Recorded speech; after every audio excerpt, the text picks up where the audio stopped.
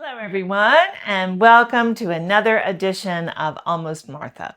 And today, boy, it's spring. It's spring. I'm so happy. I'm so happy. And you can see behind me, there's a beautiful rhododendron about ready to bloom. In this neighborhood, we all share our bounty. So I get to see their rhododendron tree in bloom. They get to see, my dogwood tree in bloom out there. My rhododendrons are about 2 weeks behind hers. They have a beautiful lilac tree that reaches over into our yard, and I get those lilac blooms. So, share and share alike in this neighborhood. I love it. I love it. But spring is in the air. So today I thought we'd make something nice and light. And I thought, a Greek salad would be really good. And you know what my favorite part of a Greek salad is? The pita bread. The pita bread, for sure.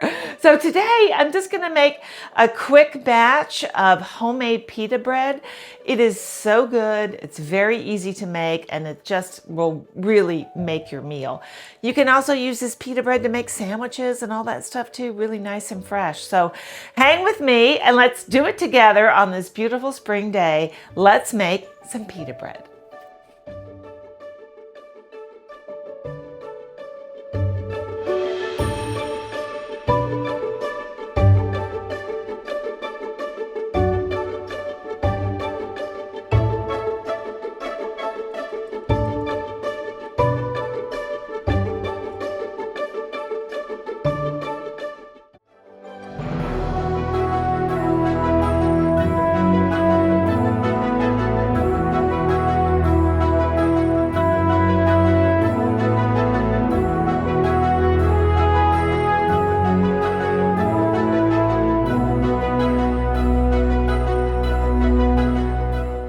All right, we're gonna start with a large mixing bowl, which I have here. We're gonna start, the first thing we have to do is work with our yeast.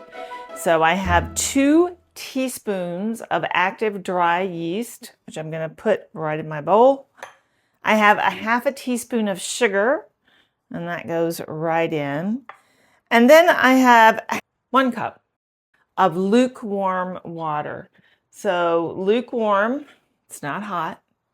It's not cold, it's warm, very sort of tepid to the touch. And I'm going to just pour that in. And now we want it to dissolve. So I'm just gonna stir this until I feel that the yeast and the sugar has dissolved. Now we're gonna be using 3 cups of flour. And this calls for a combination of whole wheat and all-purpose flour. So I mixed 1.5 cups all-purpose flour with 1.5 cups whole wheat flour. I just sort of stirred it together in this measuring cup. And I have taken a half cup out of there. We're going to add that to our yeast mixture as soon as everything appears to be dissolved. And I think it has. So everything's dissolved. I'm just going to sprinkle this flour in. It's a half cup.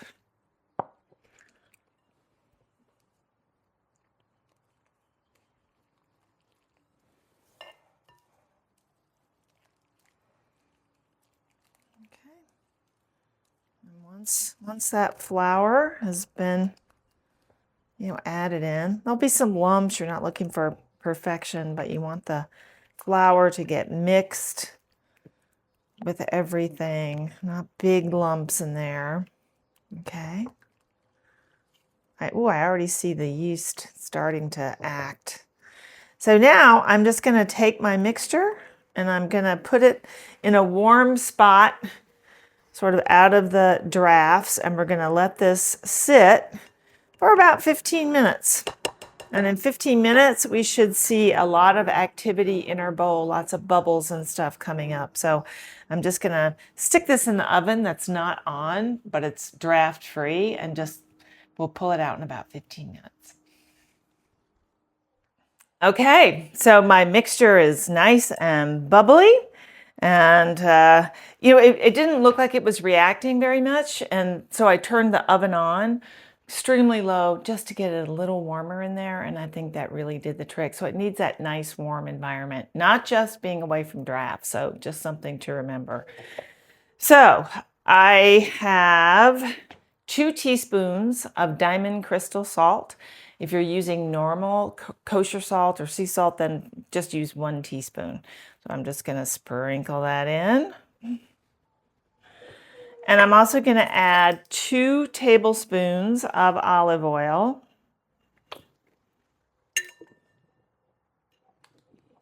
Okay. Just going to mix that in. Now, I have 2 cups of flour here because I also took out another ½ cup to reserve for kneading and getting the dough prepared. So don't you hate it when you see a recipe and it says 3 cups of flour, and then only later after you've added all the flour, it's like, make sure you use another ½ cup for this. And it's like, what are you talking about? I just put it in all the 3 cups. What? So I know it's always important to read the entire recipe. I know. But if Mom and I, hi Mom, had read the recipe properly for our barbecue meatloaf, it just wouldn't have been as good. So we discovered something by not paying attention. So thanks, Mom. So now I'm just going to continue to add this flour in. So again, I'm only adding in 2 cups of that 3-cup flour, that mixture that we made. So here we go. Looks pretty dry. Let's keep working at it. Okay, here we go. So right now, we're just trying to get this mixed up until we get sort of what you call sort of a shaggy, sticky dough. So this is just going to take a few turns here to get this going. All right, so we have a sticky, shaggy mess. Sticky, shaggy mess. So there you go. Now we're just going to knead it in the bowl for just a few minutes. You might want to take a little bit of the flour and just sort of give yourself a fighting chance because the dough is a little sticky. So we're just going to fold it a few times onto itself.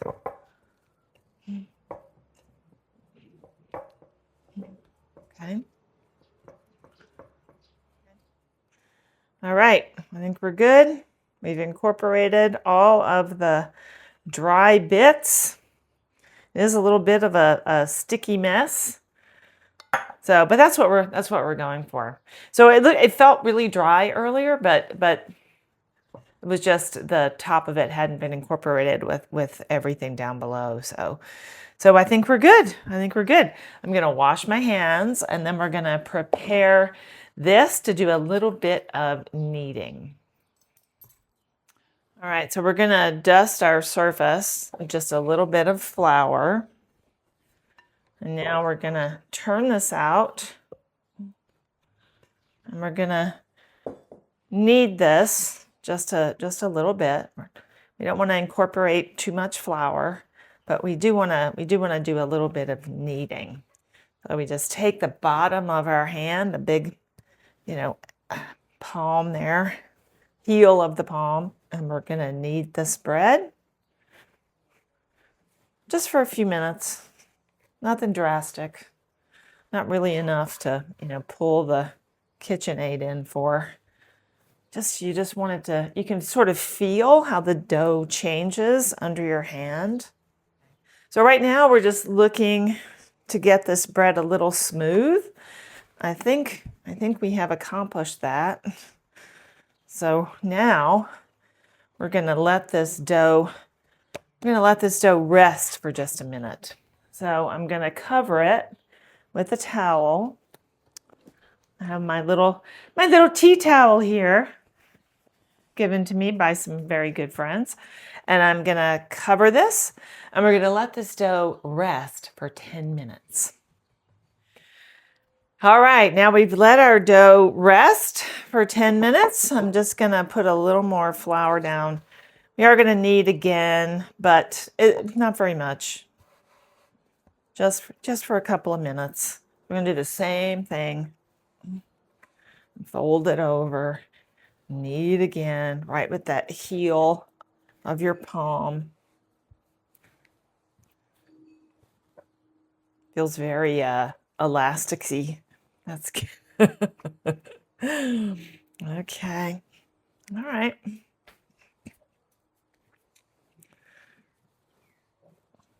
So this is, just for a couple minutes, really not anything dramatic. Try not to add too much flour. So right now it's in an area there is no flour, but it's not sticking, so I'm not adding any more. You don't want to add too much. We definitely don't want to dry it out. Okay. All right. Now I'm just want to kind of make a nice little package to go back into my mixing bowl. So I washed my mixing bowl, and now I'm gonna put olive oil inside the bowl. I'm just gonna move that olive oil all around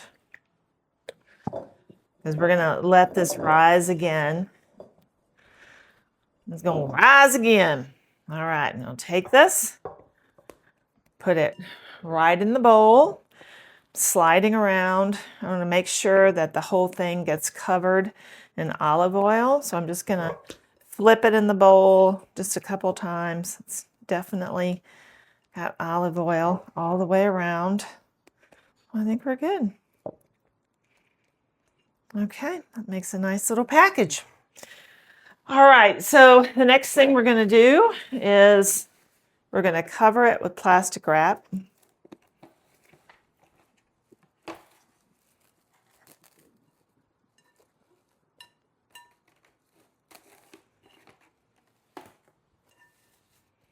Seal that up. We're going to take our little tea towel and we're going to put it right back on top. And now we're going to put this bowl into a warm place and we're going to let it rise for 1 hour. So you can set a timer, come back in an hour, be ready to go. In the meantime, go off and do anything else. You can clean up the kitchen. I'm going to go wash a few windows. So I'm going to do that and then we'll be right back. Okay, it's been an hour. So I'm gonna look at my dough. Oh yes, look at that. So it totally doubled in size. That's wonderful. Wonderful. And it's still sitting in that, olive oil bath that we put it in. So I'm gonna just punch it down. So everything that inflated, we're now sort of deflating. So we're gonna take this bread and we're just gonna start putting it into little balls because that's what's going to make our pita. So out of this dough, we should get, I don't know, 7 or 8 balls, something like that. So I'm just going to cut it. I'm going to roll this ball, put it to the side. I find it just easier to cut this dough instead of trying to pull it apart. So another little ball.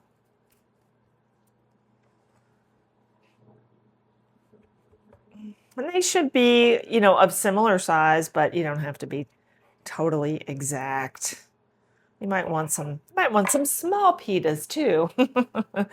This is up to you, what size pita that you're looking for. And then we're just gonna roll them into a quick little ball.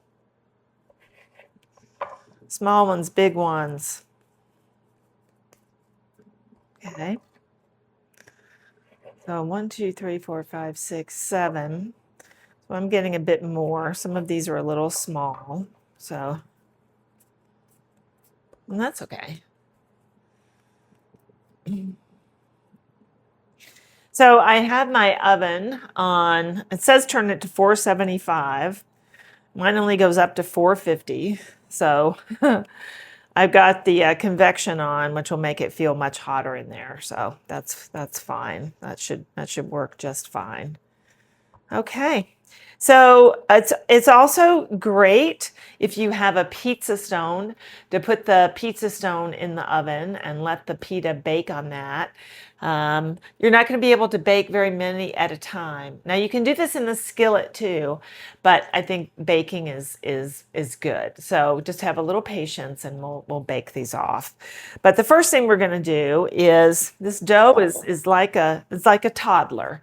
So it needs a lot of rest. So I'm just going to take these balls and I'm going to put them on a pan. This is a very heavy sheet pan. And we're going to let these balls rest for about 10 minutes. And then we'll begin to actually make that pita. Or the next step. This is where we roll it out. Very exciting. Now you can make this with just plain all-purpose flour. I did use the whole wheat as well. So there's just, half and half all-purpose flour and whole wheat. Maybe I'm kidding myself that it's healthier, but we do what we can. We just do what we can. That's right. All right, so here are my little balls. So this is a little bitty one. This is like a baby ball. Okay. And I'm going to take my little tea towel and I'm going to cover it up. And we're just going to let these rest for about 10 minutes. While this dough is resting, this is that short 10-minute period, I have my oven heating up. You also need to do these on a hot pan, a pan that's already hot. You don't put them in this cold pan in the oven. So I'm going to put this is the heaviest pan that I've got. This is like a cast iron pan that's covered in porcelain. I love this thing. I'm putting it in my oven. I think I bought it at Madewell. So good. And I'm going to put it in the oven and let it get nice and hot. And I'll probably be able to get 2 pita, on this when it's ready, but it'll be piping hot.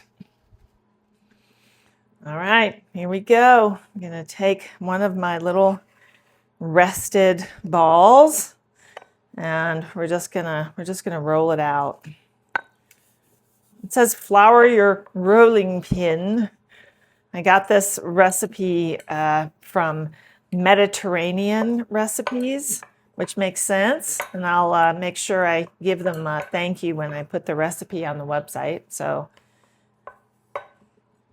I made these once a good while ago. So this is our number 2 attempt, and they really were good. So there's just something about fresh pita that is just so good. So good. Okay, well, I think that's good. It's not perfectly round. I'm okay with that. As my mama used to say, it's still going to taste good, Laura. Still going to taste good. We have to embrace our imperfections in everything. None of us are perfect. And thank goodness for that. Many things happen in imperfections. Perfection can be found in imperfection. I just tore that one a little bit. There you go. See? Okay. Here we go. See how easy this is? Super easy.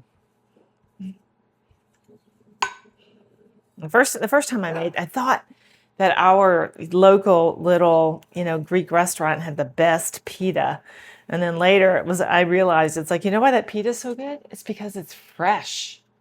Fresh. It's not sitting on a store shelf. The freshness is what just makes all the difference. All right, so now I have 2 rounds. I am going to put these on that hot pan in the oven, and away we go. Okay. Okay, I put them in the oven on my hot, beautiful pan. And I think I got the name wrong. I think it's Made In. is the name of the company that makes that, but it's really beautiful. Things just don't stick. It's a really nice pan if you're interested. But so it's in that hot oven, and I set a timer for 2 minutes. After 2 minutes, I'm going to take a pair of tongs and I'm going to flip it, put it right back in, and then it will only cook for another minute and it should be done. Super quick. Super quick. Okay, here we go. All right, perfect. This is getting ready for round 2.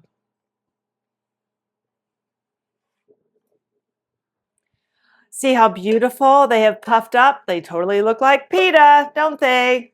All right, flipping over now, 1 minute.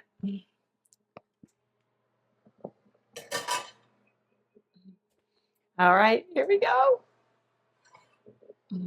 And here it is. Here it is. There's my pita. Oh, it feels like pita. Oh my gosh. Look at that. It's puffed up. It's great. All right. Number 2. Batch number 2. In it goes. All right, this is a process. We just got to keep going. All right, 2 minutes. Okay, I am on the pita train. So I just took a pair of scissors and I snipped off the top of one of the pitas, and look, perfectly pillowy on the inside. You could totally fill that with turkey or chicken salad or anything like that to make a little sandwich. So they're all nice and that light, and you've got all those pockets of air in there.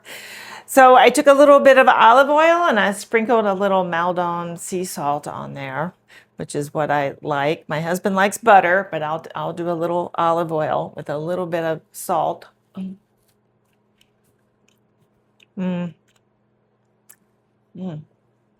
That's really good. That is really good. And nice and fresh. Oh, really good. Really, really good. How exciting is that? I do love pita bread with a salad. So that's what we're going to have tonight. I'm also going to share my favorite salad with you that we're going to have with this. But, great. You could cut these into squares and serve it with dip. You could do a million things with pita bread. How great it is to be able to say, oh, I made that myself. So I hope you try it. I do. I hope you try it. I'm sorry. I have a mouth of pita. I shouldn't have taken that second bite. My husband always says, why do you take a second bite? Because it's good. Because it's good. So try it. And if you want the recipe, just go to almost-martha.com, where you'll find that along with all the other recipes that I've done. And my number is growing. I have a lot of recipes on the website and on YouTube. So go take a look, peruse around, see what you like. But enjoy the pita bread. And next time we'll be making a great salad to go with this. So see you next time. Thank you so much for stopping by. It's good.